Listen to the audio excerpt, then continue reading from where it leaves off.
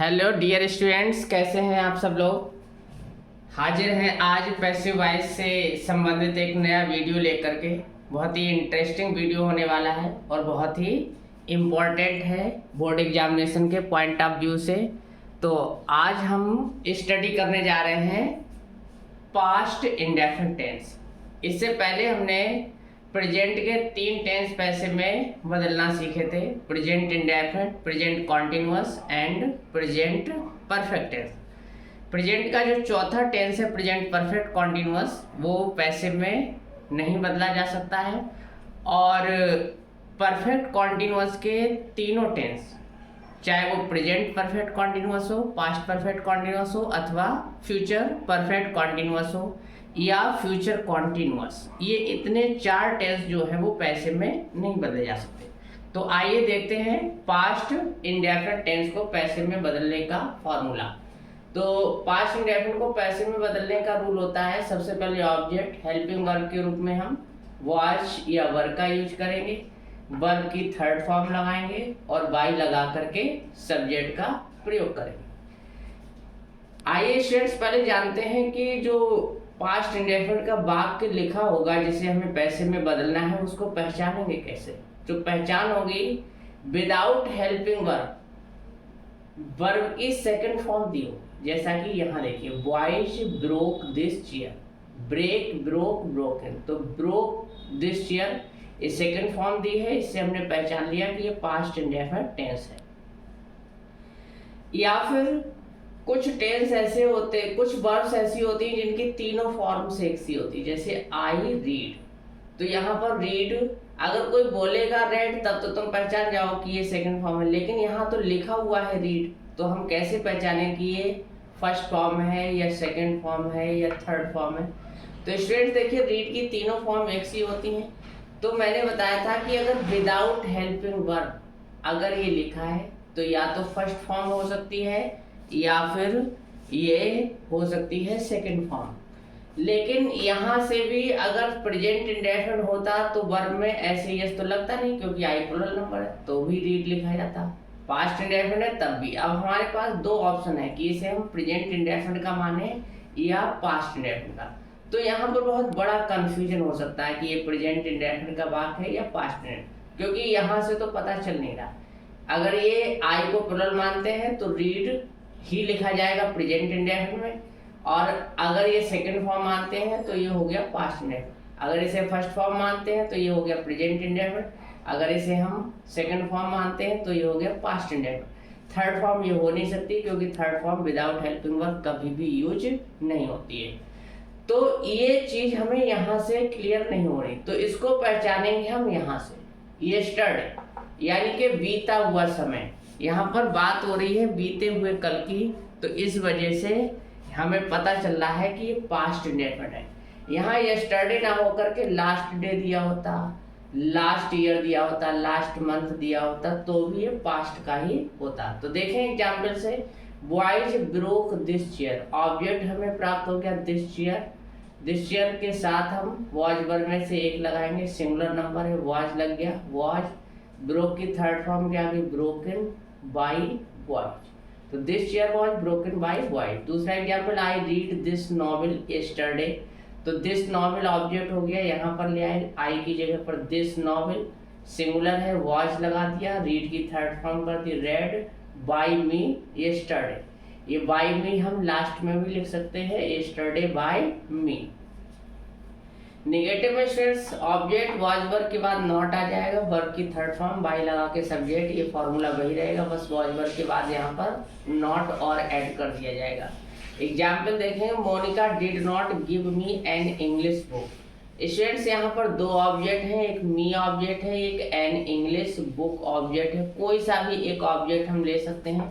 मी को हमने लिया है, सबसे पहले मी को इधर लाए हैं तो आई हो गया, I was not. Monica did not, Monica की जगह आगे आई, डिड की जगह आगे वॉज नॉट। गिव की थर्ड फॉर्म गिवन, ये मी आगे आ चुका है तो क्या बचा, an English book by Monica. An English book से भी हम बना सकते हैं, तो हम एन इंग्लिश बुक को उठा के ले आए मोनिका के स्थान पर, N English book did not की जगह आ गया वॉज नॉट, क्योंकि थर्ड फॉर्म आ गई गिवन, मी अब यहीं रहेगा, और बाय मोनिका। दूसरा एग्जाम्पल देखते हैं, हिज पेरेंट्स डिड नॉट पे स्कूल फी, ऑब्जेक्ट हो गया स्कूल फी, हिज पेरेंट्स की जगह पर ले आए हम स्कूल फी, सिंगुलर नंबर है, वाज नॉट, डिड नॉट की जगह वाज नॉट आ गया, पे की थर्ड फॉर्म पेड आ गई, बाय हिज पेरेंट्स। तो इस प्रकार से अफर्मेटिव और ये निगेटिव एग्जाम्पल रहे। अब हम आगे देखते हैं इंट्रोगेटिव और इंट्रोगेटिव के निगेटिव के कुछ एग्जाम्पल्स। इंट्रोगेटिव और इंट्रोगेटिव नेगेटिव के कुछ एग्जाम्पल्स में देखते हैं। सबसे पहले इंट्रोगेटिव को बनाने का फॉर्मूला क्या होगा। जो हेल्पिंग वर्ब हम ऑब्जेक्ट के बाद लगाते थे वो उठ करके आ गई है ऑब्जेक्ट से पहले, यानी कि वॉज वर्ब को पहले ले लेंगे, ऑब्जेक्ट वर्ब की थर्ड फॉर्म और वाई सब्जेक्ट और क्वेश्चन मार्क। तो देखिए यहाँ पर इंट्रोगेटिव का एग्जाम्पल दिया है, did you buy this car last month. तो पास्ट इंडेफिनिट का वाक्य है, एक्टिव वॉइस में डिड लगा होगा, लेकिन पैसिव में हम वॉज वर्ब का यूज करें। तो did you buy this car last month. तो सबसे पहले हमने पहचान लिया डिड से कि ये पास्ट इंडेफिनिट का वाक्य है। पैसिव में बदलना है, सबसे पहले हमें फिर इसके बाद ऑब्जेक्ट देखना है, दिस कार। ऑब्जेक्ट इस सेंटेंस में क्या है, दिस कार। सब्जेक्ट क्या है, यू। तो यू की जगह पर हमने लिख दिया दिस कार। दिस कार के अकॉर्डिंग हेल्पिंग वर्ब यहाँ पहले, यहाँ भी पहले आएगी वॉच। दिस कार सिंगुलर है तो वॉच लगा दिया, वॉच दिस कार। बाय की थर्ड फॉर्म क्या होगी, वॉट। ये आगे जा चुका है, अब क्या बचा, last month by you. Was this car bought by you last month, ऐसे भी लिखा जा सकता है, was this car bought last month by you, इस ढंग से भी बनाया जा सकता है। इंट्रोगेटिव वर्ड से स्टार्ट होने वाला भी सेंटेंस हो सकता है, लेकिन स्ट्रक्चर देखिए सेम है, did did, subject subject, verb verb, object object. तो सेम स्ट्रक्चर है, बस क्या है, ये हेल्पिंग वर्ब से बना है सेंटेंस और ये इंट्रोगेटिव वर्ड से बना हुआ सेंटेंस है। Why did you beat those innocent children? Students object इसमें क्या है, innocent children, those innocent children. Beat main verb के बाद से स्टार्ट हो जाता है ऑब्जेक्ट, बीट के बाद से दोज इनोसेंट चिल्ड्रन।